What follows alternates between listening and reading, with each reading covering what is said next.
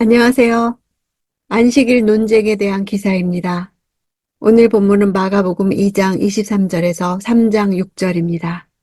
23절.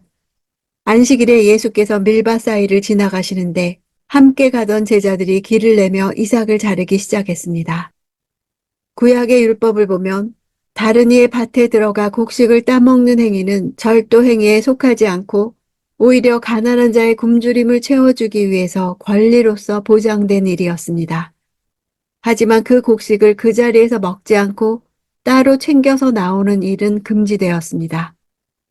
바리새인들이 문제를 삼은 내용은 곡식을 자른 일이 아니고 그 일이 안식일에 행해졌다는 사실이었습니다. 길을 내며라는 표현은 없던 길을 만드는 것입니다. 제자들이 길을 내는 모습은 왕이신 예수님의 행차를 암시합니다. 제자들이 길을 내기 위해서는 남의 사유재산이었을 밀밭을 훼손할 수밖에 없었을 것인데 이러한 일은 왕만이 가질 수 있는 권한이었습니다. 24절. 바리새파 사람들이 예수께 말했습니다. 보십시오. 어째서 저들이 안식일에 해서는 안 될 일을 하는 것입니까? 안식일 위반은 심각합니다. 10계명 중 하나이기 때문이며 안식일법 준수는 이스라엘이 이방인과 구분되는 하나님의 선민으로서의 자기 정체성과 관련된 문제이기 때문입니다. 25절. 예수께서 대답하셨습니다. 다윗과 그 일행이 배가 고파 먹을 것이 필요했을 때 다윗이 어떻게 했는지 읽어보지 못했느냐? 예수께서 다윗 왕을 예로 든 이유는 유대인들이 다윗을 유대의 가장 이상적인 왕으로 생각하기 때문에 여기에 대해 다른 반론을 펴지 못할 뿐만 아니라 메시아의 그림자에 불과한 다윗 왕보다 예수 자신이 더 큰 진정한 유대의 왕이라는 사실을 암시하기 위해서입니다. 읽어보지 못했느냐란 표현은 마가복음에서 4번 사용되고 있는데 그 중에서 3번은 예수님이 종교 지도자들의 성경에 대한 오해나 무지를 비판하는 데 사용되고 있습니다. 예수님의 성경 인용은 종교 지도자들보다 우월한 그분의 지식과 성경 해석의 권위를 보여줍니다. 26절. 아비아달 대제사장 때에 다윗이 하나님의 집에 들어가 제사장만 먹게 돼 있는 진설병을 다윗이 먹고 자기 일행에게도 나눠주지 않았느냐? 다윗의 권위를 강조하고 있습니다. 제사장만 먹게 돼 있는 진설병을 먹었다는 것은 다윗이 제사장의 권위를 넘어서는 권위를 가졌음을 암시하는 것이며 예수께서 이러한 권위를 가진 다윗의 사례를 인용하여 자신의 제자들의 행동을 정당화한 것은 예수님이 제사장의 권위를 능가하는 권위를 가진 분임을 보여줍니다.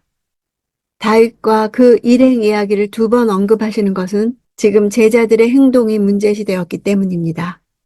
다윗의 권위에 의해 일행의 행동이 정당화되었듯 제자들의 행동 역시 예수님의 권위로 정당화될 수 있음을 보여줍니다. 제자들은 예수님의 권위에 의지하여 바리새인들의 율법 전통으로부터 자유로울 수 있었던 것입니다. 27절. 그러고 나서 예수께서 바리새파 사람들에게 말씀하셨습니다.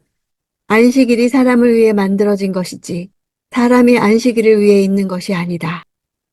예수님은 창조의 맥락에서 안식일과 사람의 관계를 규정합니다.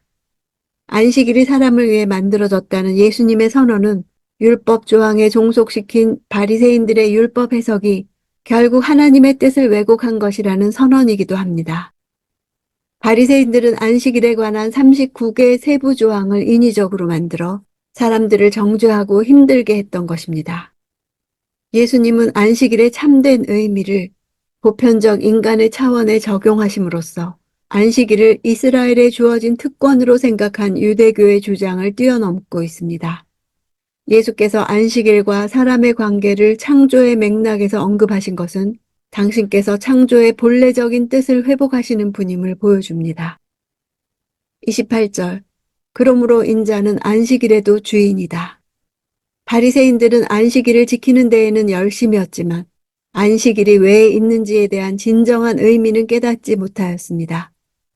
그 결과 그들은 사람들에게 안식을 제공하지 못했고 오히려 정죄와 억압과 죄의식의 굴레만을 더 씌웠을 뿐입니다. 이에 비해 예수께서는 안식일의 분명한 의미와 안식을 사람들에게 되찾아 주셨습니다. 안식일에도 주인이다 라고 하신 것은 앞에서 선언하신 바 자신이 사제권을 가졌을 뿐만 아니라 안식일에 대해서도 주인이라는 말씀, 즉 하나님의 권위를 당신께서 가지고 계시다는 선언입니다. 지금까지 네 편의 논쟁에 대한 예수님의 명쾌한 답변들의 공통된 관점은 예수 자신의 정체성에 대한 계시입니다. 땅에서 죄를 사하는 권세가 있는 분이시고 죄인을 부르러 오신 분이시고 새 포도주, 즉 새로운 질서로서의 복음을 가져오신 분이시며 안식일의 주인이신 분이십니다. 4절. 그리고 예수께서 그들에게 물으셨습니다. 안식일에 무슨 일을 하는 것이 옳겠느냐? 선한 일이냐? 악한 일이냐? 생명을 구하는 것이냐? 죽이는 것이냐? 그러자 그들은 말없이 잠자코 있었습니다. 안식일에 생명을 구하는 일은 반율법적 행위가 아닙니다. 그러나 바리새인들은 생명이 위급한 경우에만 치료 행위를 해야 한다는 매우 인위적인 규정을 세워놓았습니다. 예수는 오히려 그들의 율법에 대한 불완전한 해석을 완성하여 재선포하신 것입니다. 예수님은 안식일은 사람을 위하여 제정된 것으로 사람의 생명을 살리고 완전한 상태로 회복하는 데 목적이 있다고 선언하십니다. 손이 오그라든 것은 비록 당장 목숨이 위태롭지 않더라도 치료를 하여 고치는 것이 생명을 살리는 일이며 선을 행하는 일이라 말씀하십니다. 기존의 율법 해석으로는 이해할 수 없는 하나님 나라의 본질을 보여줍니다. 5절. 예수께서 노하셔서 그들을 둘러보시고 그들의 마음이 완악한 것을 마음 깊이 슬퍼하시며 그 사람에게 말씀하셨습니다. 손을 펴보아라. 그가 손을 쭉 내밀자 그 손이 완전하게 회복됐습니다. 그들이 부인할 수 없는 진리의 말씀을 들었음에도 불구하고 이를 받아들이기를 거부하고 있기 때문에 노하셨습니다. 예수께서는 자신들을 구원하러 온 하나님의 아들이자 그리스도인 자신을 알아보지 못하며 복음을 받아들이지 않을 뿐만 아니라 오히려 율법에 대한 편협한 해석에 연연하여 그를 감히 판단하고 정죄하려는 바리새인 무리들에 대해서 한편으로는 공의로운 신적 분노를 품으시면서도 한편으로는 그들의 어리석음을 깊은 연민의 눈으로 바라보고 계셨습니다. 손 마른 사람의 손이 회복된 것은 예수께서 이 땅에 오신 목적을 잘 나타냅니다. 하나님의 첫 창조 질서를 회복하기 위해서 오셨습니다. 이 회복은 첫 창조보다 더 나은 상태로 이루어질 것이고 그 궁극적인 상태는 새 하늘과 새 땅이 이루어지는 것입니다.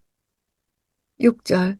그러자 바리새파 사람들은 그 길로 나가 헤롯 당원들과 함께 어떻게 하면 예수를 죽일까 음모를 꾸미기 시작했습니다.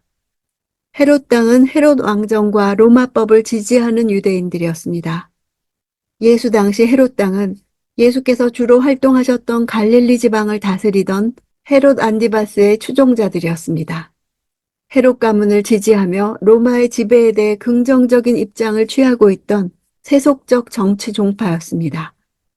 반면에 바리새인은 이스라엘에서 일어난 문화적 저항 운동을 하는 사람들이었습니다. 철저한 유대교 중심의 민족주의자들이며 종교인이었습니다. 헤롯 당은 시류에 편승한 반면 바리새파는 전통적인 미덕을 수호했습니다. 두 집단은 오랜 숙적일 수밖에 없었습니다. 그런데 그들이 함께 연합전선을 펴는 것을 보면 예수의 가르침과 그의 존재가 종교계에만 위협을 가한 것이 아니라 정치계에도 영향을 미쳤음을 알 수 있습니다. 즉 그들은 예수를 기존 질서를 위협하는 자로 여기고 헤롯 당과 공모하여 예수를 죽이고자 했던 것입니다. 완악한 마음은 다른 사람의 아픔은 아랑곳하지 않고 내 뜻을 고집하는 마음입니다. 바리새인들의 생각은 경직되어 안식일의 본래 취지가 생명을 주는 것임을 잊었습니다. 경직되고 생각이 유연하지 못한 것이 바로 완악함입니다. 이것은 생각을 바꾸는 회개와 대조되는 개념입니다. 바리새인들은 눈앞에서 벌어진 치유를 보고도 하나님께서 예수를 통해 역사하신다는 생각을 하지 못했습니다. 그들이 보기에는 모세 때부터 구전되어 온 율법을 무시하는 예수는 결코 하나님의 사람이 아니었습니다. 인간의 전통을 하나님의 말씀과 동일한 수준에 도달하도록 높이고 정죄하는 것이 완악함입니다. 나의 말과 행동에서 경직되고 정죄하고 얽매는 것이 있는지 돌아봅시다.